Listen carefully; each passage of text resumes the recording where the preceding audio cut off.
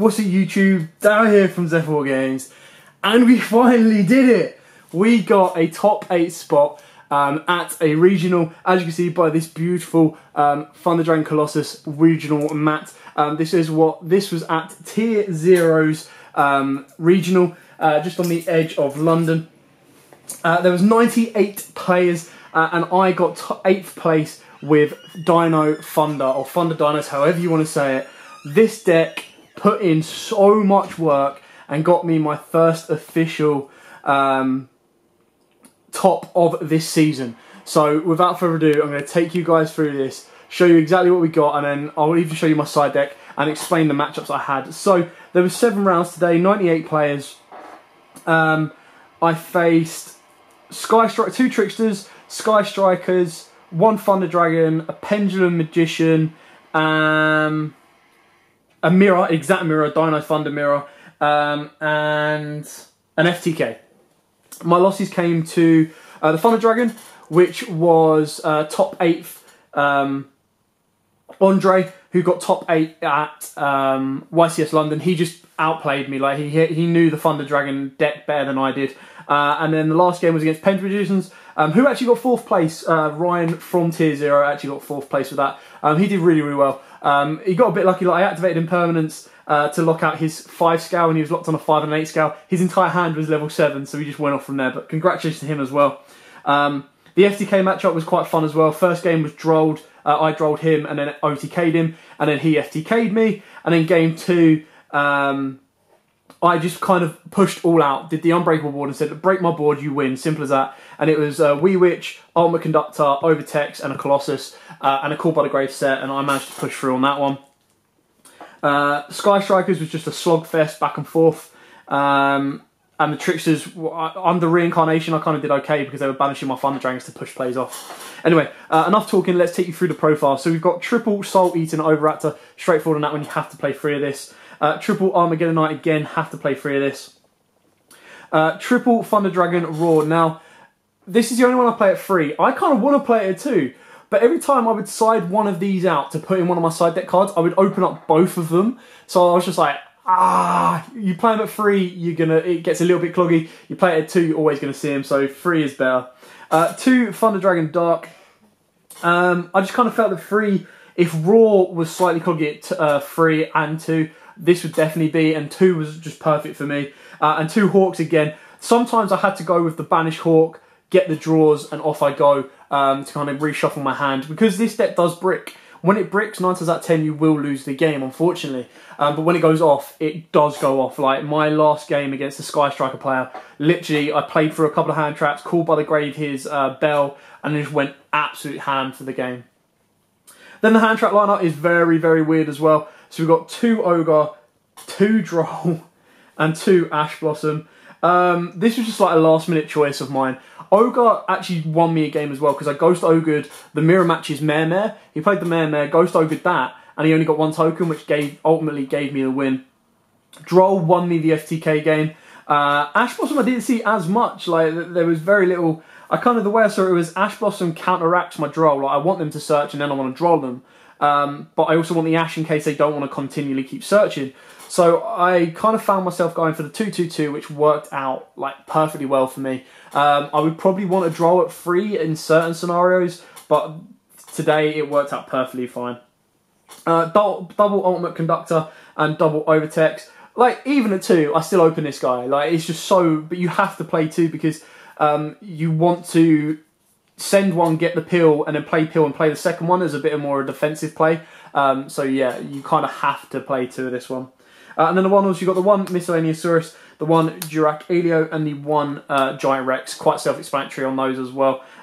Miscellaneous, very, very good.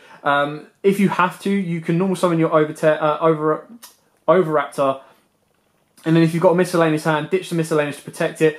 Banish, bring out the Alio, and then if you're going for game, you go Chambara. If you're going first, you can turn this into Link Karibo, and then turn Link Karibo and Overtex into YUGIOH, and make your Thunder Dragons even more powerful. Rex, obviously you banish it off of pill, you get an additional plus as well, and kind of move your plays further forward that way.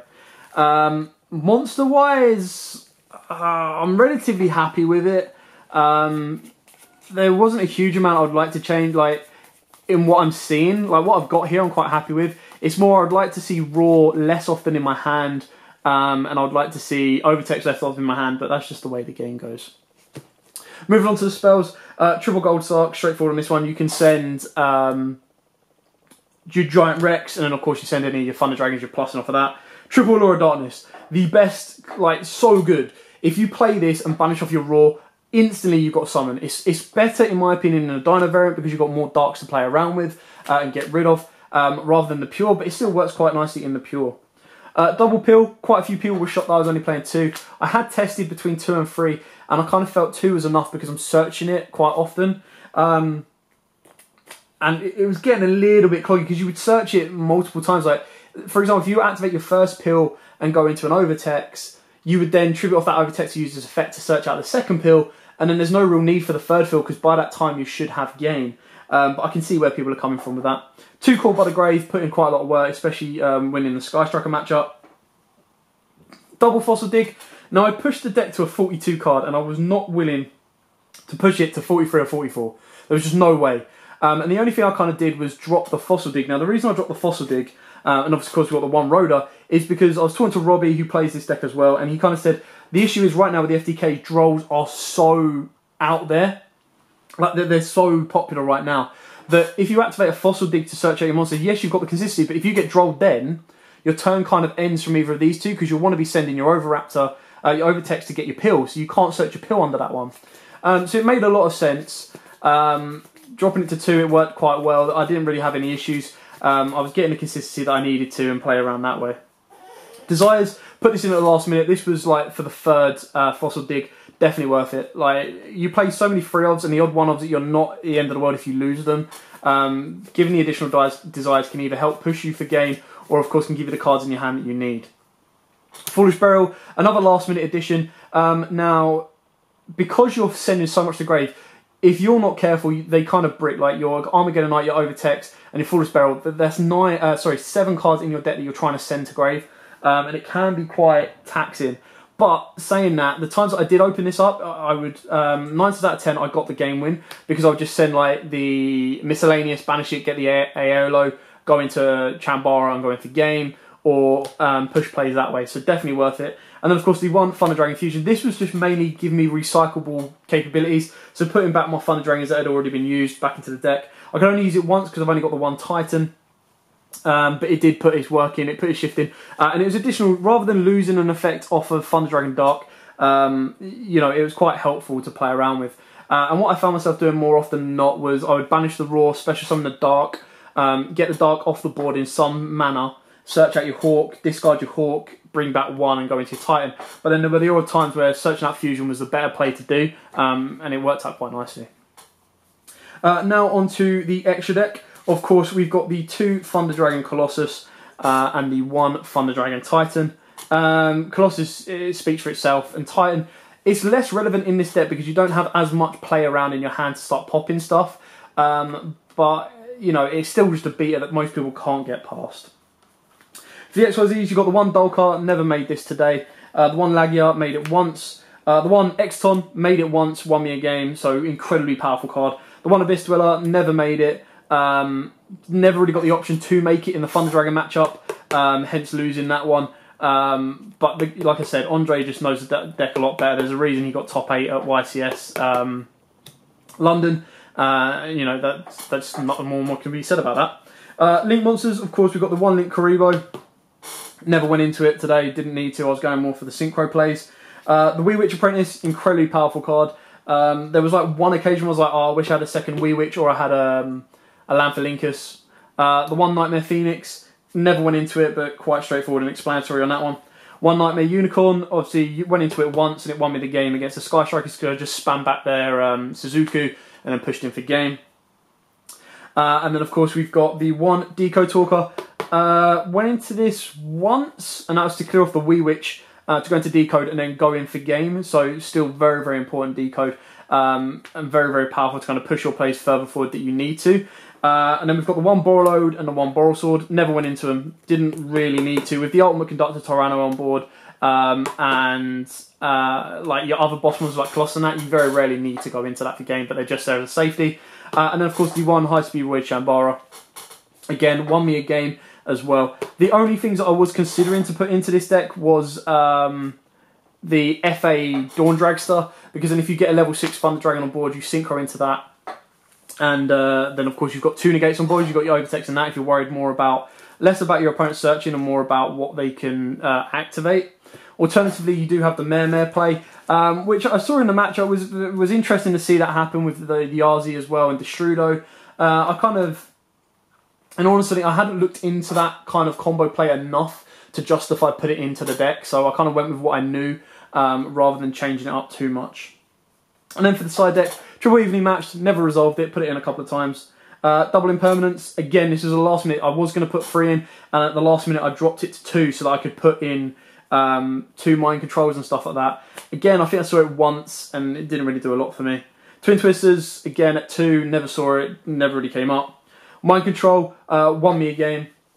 1 mind control in the mirror match onto the Colossus, took the Colossus, and then went into the Titan using the Colossus, which was very, very helpful. Triple shared ride, never saw it. Double Dino Wrestler Pankratrops.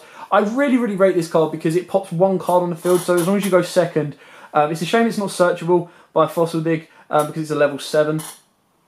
But being able to pop it, if you could search it, it would just be busted. Popping it, special summoning, getting rid of everything, really, really good. And then the 1 Dogoran. So I think out of all my side cards, the only ones I saw was 1 Impermanence and 1 Mind Control. They did their jobs that they were put in there for to do. So obviously, they've done the right thing.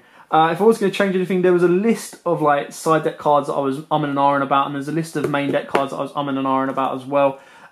Stuff like Soul Charge,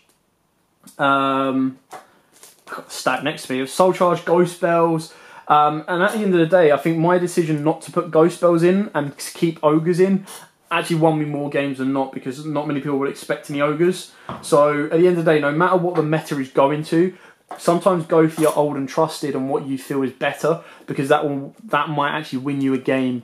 Because if everyone's expecting a Bell, sometimes an Ogre can really, really catch your opponent off. Now, I'm not saying that is like the perfect thing, but that's just kind of how it worked for me today, is catching my opponent off with Ogres and that, put in so much work for me. Anyway, I hope you like this. I hope this gives you an idea of your own version. I personally like it above the pure version because it can just be outs to D-Barrier and stuff like that. And again, D-Barrier was something else I wanted to put in. Should I put it in my side deck against like Pendulum Editions, and the matchup I might have fared a little bit better. But, you know, still got there. But yeah, thanks for watching. Don't forget to like, comment, subscribe, share. By all means, if you've got any questions about the regionals or just the deck in general, I'm more than happy to answer them. So put them in the comments below and I'll get to them straight away. But for now, thanks for watching. Like, comment, subscribe, share. And until next time, guys, as always, happy dueling.